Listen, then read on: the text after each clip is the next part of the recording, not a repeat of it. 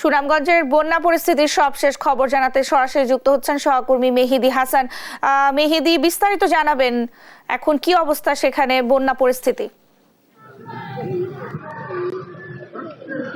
Nancy, সুনামগঞ্জে গত 3 দিন ধরে আবহাওয়া অনেকটাই ভালো এবং রোদ হচ্ছে, আপনারা দেখতেই পাচ্ছেন রৌদ্রোজ্জ্বল আবহাওয়া, যার কারণে আসলে সুনামগঞ্জে বন্যার কোনো শঙ্কা এখন বর্তমানে নেই, সব শঙ্কাই কেটে গেছে।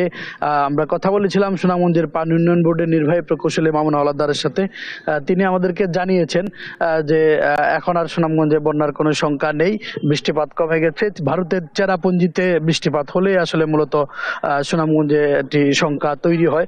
তবে গত 2 দিন ধরে ভারতের চেরাপুঞ্জিতেও বৃষ্টিপাত হয়নি এবং সুনামগঞ্জের যে নদীগুলো আছে, সুরমা, জাদুকাটা, বৌলাই, রক্তি সহ সবকটি নদীর পানি কিন্তু কমেছে। গত 24 ঘন্টায় সুনামগঞ্জের সুরমা নদীর পানি 16 সেন্টিমিটার কমেছে, অর্থাৎ বিপদসীমার 68 সেন্টিমিটার নিচ দিয়ে পানি প্রবাহিত হচ্ছে। ছাতকেও সুরমা নদীর পানি অনেকটাই কমেছে, যার কারণে আসলে সুনামগঞ্জের যে গ্রামীণ সড়কগুলো পানিতে নিমজ্জিত ছিল, সেই সড়কগুলো কিন্তু এখন ভেসে উঠেছে এবং মানুষের চলাচল আসলে স্বাভাবিক হয়েছে। তো এখন আর কোনো ভোগান্তিও আসলে আমরা তেমন দেখছি না।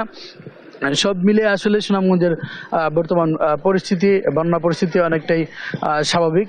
তবে বৃষ্টিপাত এবং পাহাড়ি ঢল যদি আবার আসে বা অব্যাহত থাকে, হয়তো কিছুটা পানি বাড়তে পারে। তো এই ছিল আমার কাছে সুনামগঞ্জ থেকে পাহাড়ি ঢলের সর্বশেষ তথ্য। নেন্সি। মেহেদী, আপনাকে ধন্যবাদ। দর্শক, সুনামগঞ্জ থেকে আমাদের সঙ্গে যুক্ত হয়েছিলেন সহকর্মী মেহেদী হাসান।